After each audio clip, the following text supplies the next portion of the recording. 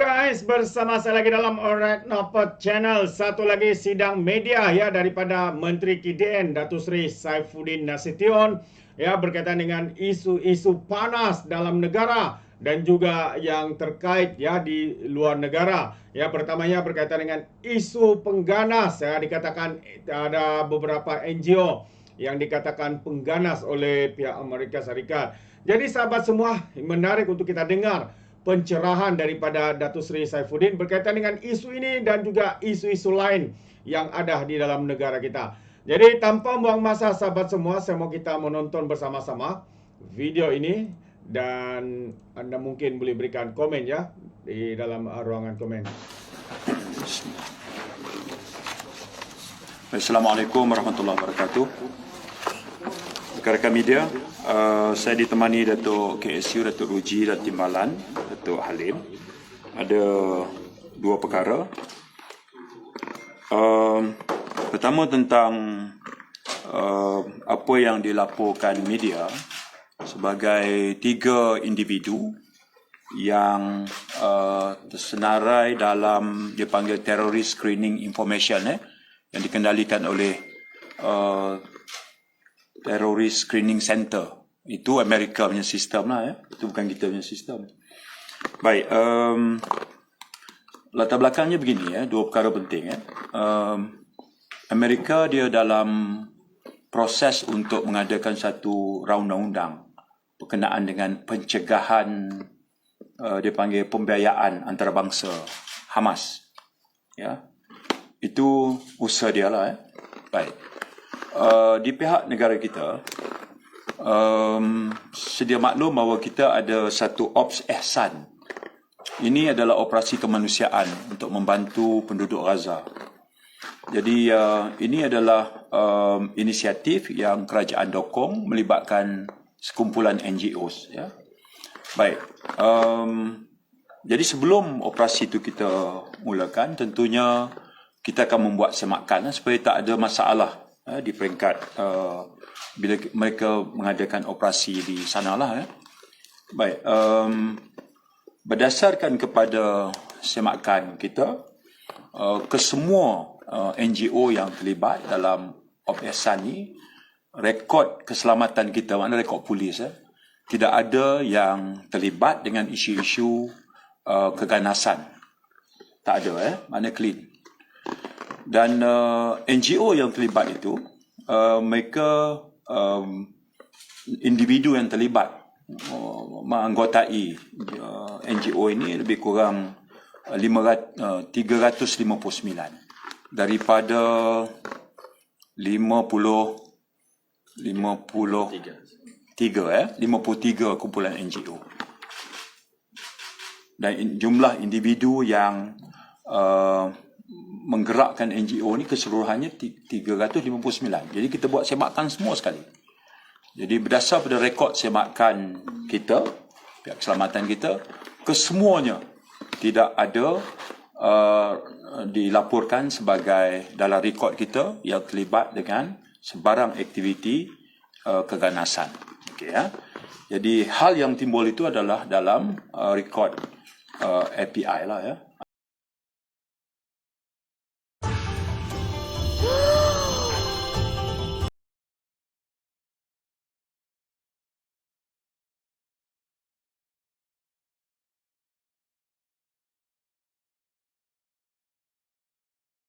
Itu yang saya kena tegaskan yang itu.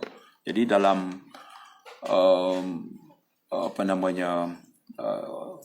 penegasan ini penting bagi memastikan bahawa kita sebagai sebuah negara yang merdeka dan berdaulat, kita ada undang-undang kita dan kita ada agensi yang bertanggungjawab soal keselamatan dan kita juga punya rekod yang kompeten dalam membuat tapisan dan itulah status yang perlu saya sebut ya.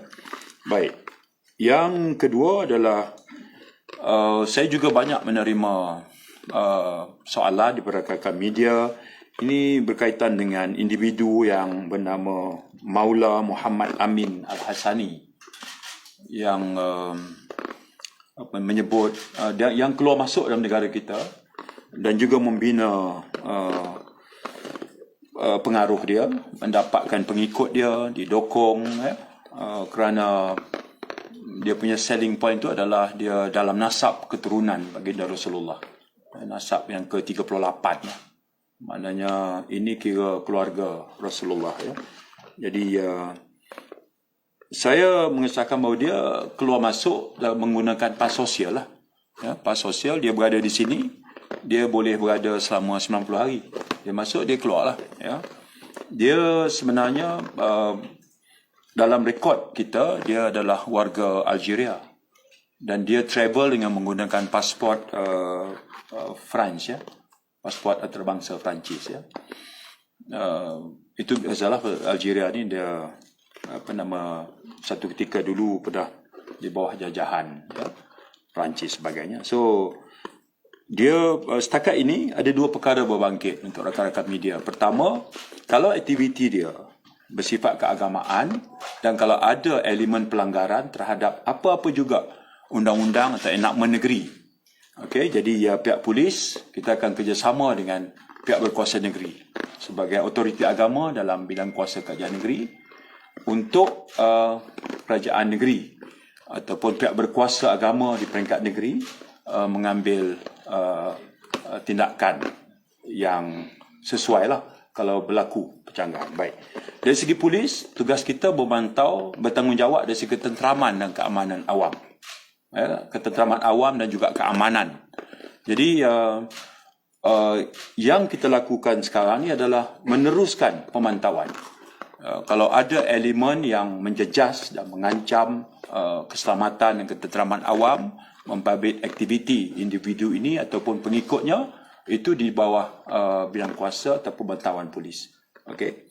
Jadi itu penting untuk saya letakkan premis yang jelas untuk masyarakat memahami berkenaan dengan kedudukan dua perkara ini. Okey. Ada soalan? Ya. Yang isu yang pertama tadi, adakah you get clarification from FBI on the matter or can you adakah yang tiga individu ni ada tampil dengan polis ke KDN tu untuk menjelaskan kedudukan mereka or dapatkan penjelasan? Setakat ni kita cuma kita cuma menerima satu laporan polis. Okey. Bukan oleh tiga individu ni lah, tapi koordinator mereka lah. Ops Ehsan ni ada koordinator dia. Jadi koordinator ni apabila nama ni terdedah begitu, maka dia membuat laporan polis. Okey, dan polis akan memulakan siasatan. Okey. Ini adakah kali pertama Malaysia masuk dalam FBI punya list? Kita dengan US ni dari segi kerjasama keselamatan macam juga negara lain kan. Kadang-kadang ada dalam senarai dia, ada dalam senarai kita. Ya? Contohnya kita ada satu kes rakyat Bangladesh, Amin nama dia. Ya, dia terlibat yang dia panggil apa? Yang seksual kanak-kanak ni kan. Dia dikendaki dalam senarai Amerika, dia juga dalam senarai kita. Tapi dia dah ditangkap. Dia sedang tunggu untuk kita bicarakan aja. Jadi senarai kita pun ada, senarai dia pun ada. Contoh ya. Ataupun pernah satu ketika kes yang macam melibatkan Roger Ng misalnya ya. Dia dikendaki di Amerika untuk dibicarakan, dia juga dalam senarai kita. Jadi itu senarai bersama lah. Tapi dalam kes ini, mereka ni hanya muncul dalam sistem screening Amerika. Tapi bersih dalam rekod kita. Okay, so kita selalu berada dalam situasi itu dan kita tengok case by case. Okay, sebelah sini. Ya. So kerajaan akan berbincang dengan FBI mengenai list, screening list mereka ini. Kita terus dengan kaedah kita, sistem kita. Yang paling penting kita jaga keamanan dan kedaulatan kita lah. Okey. Itu yang paling penting sekali yang saya nak tegaskan. Habis ya? Okey, terima kasih. Ya.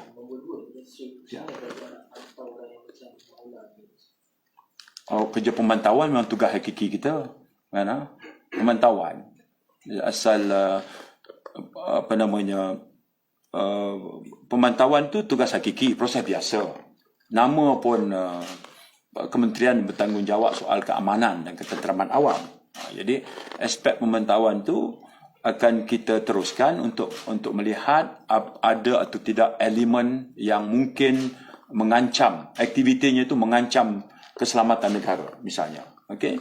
Dan kita juga akan tengok apakah bentuk-bentuk aktiviti itu bersifat penyebaran ideologi yang bercanggah dengan undang-undang negara kita. Misalnya banyak aspek pemantauan yang kita lakukan, ya. Manakala itu dari segi keselamatan, tapi kalau dari segi, sebab dia bersifat keagamaan juga, ya, maka ada pengikut dia, ada program dia muncul di banyak tempat. Okey, melibatkan kutipan dana juga, dia kutip duit, nak datang program kena bayar misalnya, kan. Dan daripada situ kalau ada yang bersifat keagamaan, ya, otoriti agama tu otoriti negeri di mana program aktiviti dijalankan. Jadi pihak polis akan kerjasama dengan pihak otoriti negeri, pihak kerajaan negeri. Okey. Ya. Setakat ni belum. Dalam semakan, kami masih dalam buat semakan ni. Setakat ni belum lagi. Saya nak tanya soalan lain, boleh tak? Ini habislah, Maula dengan ini habis. Ya, salah. Pindaan Perlembagaan Persekutuan untuk Kewarganegaraan ada update tak? Sepatutnya katanya kerajaan ada keputusan. Okey, saya akan membentangkannya kepada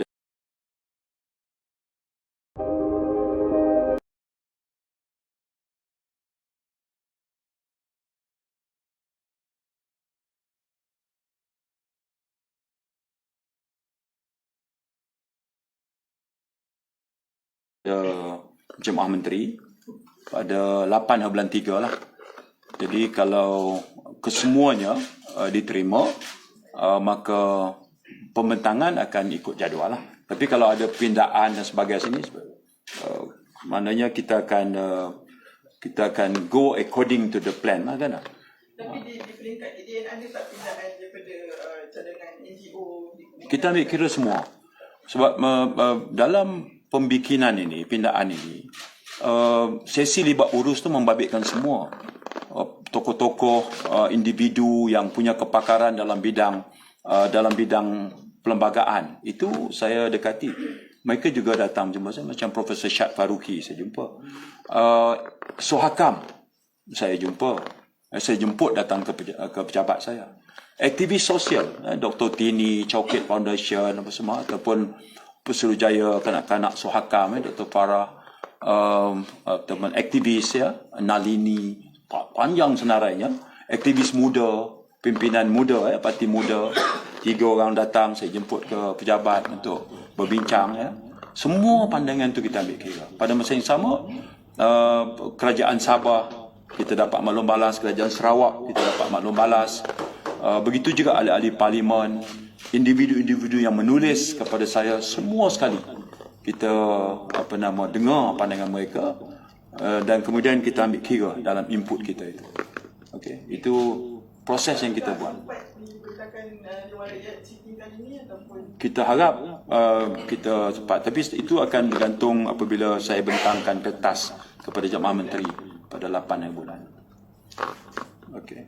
Alright guys, itu dia satu pencerahan yang padu daripada Datuk Seri Saifuddin Nasution, terutamanya berkaitan dengan isu dikatakan NGO ada dalam senarai list sebagai pengganas oleh pihak Amerika Syarikat, dan pencerahan yang diberikan oleh Datuk Seri Saifuddin, ya, sangat jelas sahabat-sahabat semua. Ya, perkara itu harus diteliti dan disiasat sebaik-baiknya. Adakah benar atau tidak dakwaan tersebut. Jadi terima kasih sahabat semua. Sekiranya anda mau berikan sebarang komen, anda boleh berikan dalam ruangan komen. Tapi ingat, komen dengan cara berhemah. Terima kasih. Izinkan saya untuk mengundurkan diri. Dan seperti biasa, peribahasa mengatakan, tak apa pun kangkap, 2 ton keinginan. Dalam bahasa Melayunya, tepuk dada, tanya selera. Sekian saja daripada Alright Nopal Channel. Saya kita berjumpa lagi. Bye-bye.